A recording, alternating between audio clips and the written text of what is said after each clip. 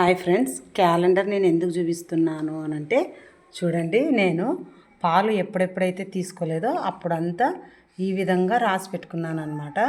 అదేవిధంగా గ్యాస్ ఎప్పుడు వాడాను అనే దాని గురించి, అదేవిధంగా ఆయిల్ ఎప్పుడు స్టార్ట్ చేశాను అంటే మామూలుగా ఆయిల్ అయితే ఎప్పుడు రాయను, గ్యాస్ అయితే రాస్తాను. ఎందుకంటే గ్యాస్ అనేది నాకు పిల్లలకి క్యారియర్కి చేయాలంటే అర్లీ మార్నింగ్ గ్యాస్ అయిపోతే కష్టం కాబట్టి నేను డేట్ గుర్తుపెడితే 2 సిలిండర్లు ఉన్నా ఒకటి ముందే తెచ్చి పెట్టుకోవడానికి పనికొస్తుందని అయితే నేను ఈ విధంగా గ్యాస్ అయితే మెన్షన్ చేసుకుంటా.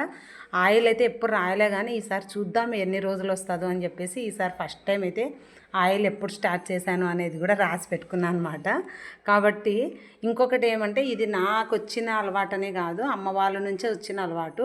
అమ్మకి చదువు వచ్చేది కాదు కాబట్టి ఏదైనా కూడా కనీసం ఎవరితోనైనా బదులు తీసుకోవాలన్నా పెట్టాలన్నా ఏ దాని గురించి అయినా కూడా అమ్మ క్యాలెండర్లో ఆ డేట్ దగ్గర రాయమ్మ, వాళ్ళ దగ్గర మనం తీసుకున్న మన దగ్గర వేరే వాళ్ళు తీసుకున్న అమౌంట్ కావచ్చు, లేకపోతే ఏదైనా పాలు కావచ్చు, ఏదైనా కావచ్చు, అమ్మ క్యాలెండర్లో ఈ విధంగా మెన్షన్ చేయించేది అలవాటు చేసిందనమాట. అమ్మ రావిచ్చేది మా దగ్గర చిన్నప్పుడు. కాబట్టి ఆ అలవాటు నాకు కూడా అదే వచ్చిందేమో. ఇప్పుడు సమ్మర్ హాలిడేస్ కాబట్టి ఊరికి వెళ్ళామన్నమాట ఈ 14 డేస్. కాబట్టి ఈ 4-5 వచ్చేసి ఉన్నాము. ఈ మిగతా రోజులంతా మేము పాలు తీసుకోలేదు కాబట్టి ఈ విధంగా నేనైతే రాసుకుంటానమాట. మీలో కూడా ఎవరికైనా ఇలాంటి అలవాటు ఉందా లేదంటే నాకేనా అనేది అయితే నాకైతే మీరు కామెంట్ చేయండి. ఎందుకంటే నాకైతే ఈ అలవాటు అయితే అమ్మ నుంచి వచ్చింది అని నేనైతే అనుకుంటాను. ఎందుకంటే అమ్మ ఈ విధంగా మా దగ్గర రాయిచ్చేది కాబట్టి మాకు కూడా అదే అలవాటు వచ్చిందనమాట.